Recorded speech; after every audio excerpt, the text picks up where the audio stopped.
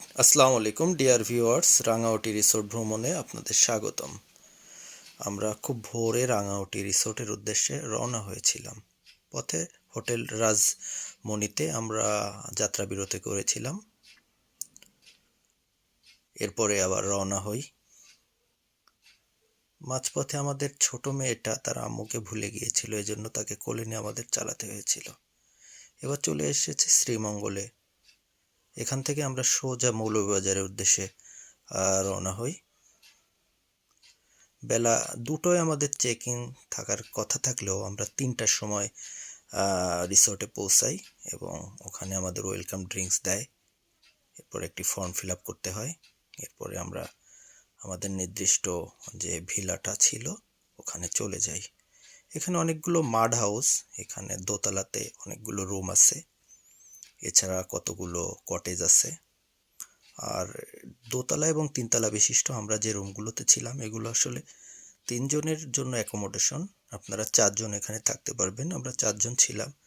রুমটা খুব সাদাসিধে। একটা ওয়ার্ড্রপ ছিল, 2টো খাট ছিল কুইন সাইজ, একটা সোফা সেট ছিল এবং খুব সাধারণ মানের একটি ওয়াশরুম ছিল। ৯,৭০০ টাকার রুমে এরকম একটি ওয়াশরুম এবং রুমটা খুব সাদাসিধা ছিল। এরপরে আমরা দুপুরের লাঞ্চের জন্য যাই। লাঞ্চে ছিল মাছ, আলু ভর্তা, একটি সবজি এবং একটি টক। এটা 250 টাকা ছিল। যদি আপনারা মুরগি নেন, মুরগিও আছে, মুরগির সঙ্গে সেম মেনু আপনারা পাবেন। এটাও 250 টাকা। খাওয়া দাওয়া করে আমরা রুমে যাই, বিশ্রাম নিই। আমাদের রুম থেকে সুইমিং পুল ভিউটা ভালোই পাওয়া যায়। এটা সুইমিং পুল ভিউ রুম। তো আমরা ওদিন রেস্ট নেই। পরদিন খুব ভোরে আমরা রিসোর্টটা দেখার জন্য যাই। ছবি তোলার জন্য খুব সুন্দর কিছু জায়গা এখানে আছে, আপনারা এখানে ছবি তুলতে পারবেন।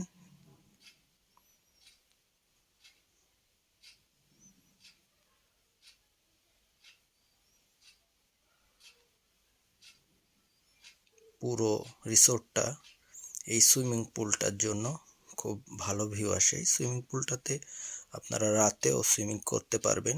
এখানে রাতে পানিটা ওরা গরম করে দেয়, আর দিনের বেলায় ছোট্ট পুলটাতে গরম পানির ব্যবস্থা থাকে। রিসোর্টটা ছোট এবং খুব গোছানো। এখানে বিয়ের ফাংশনগুলো হয়।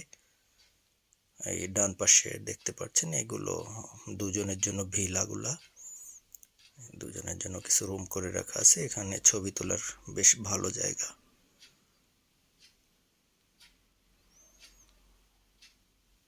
এই লেকটাতে আপনারা চাইলে স্পিড বোটে ঘুরে বেড়াতে পারবেন। 2500 টাকা নেয় ওরা এক রাউন্ডের জন্য। এখানে বসে আপনারা সকাল এবং সন্ধ্যায় চা কফি খেতে পারবেন। জায়গাটা অনেক সুন্দর।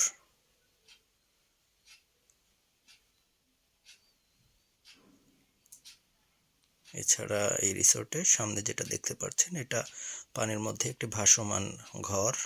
এখানে 2 জনের অ্যাকোমোডেশন আছে।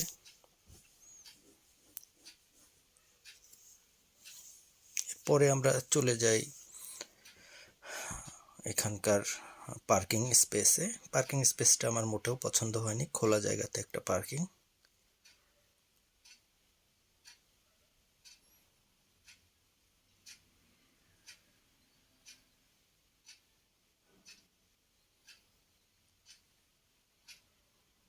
আমাদের রুমের আউটসাইডের ভিউ।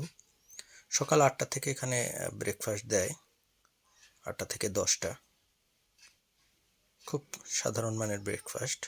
এখানে থাকে একদিন আপনার বিরিয়ানি থাকে, একদিন খিচুড়ি থাকে, সিমাই থাকে, ডিম ভাজি থাকে, ব্রেড থাকে, বাটার থাকে, কলা থাকে, আপেল থাকে এবং সবজি থাকে।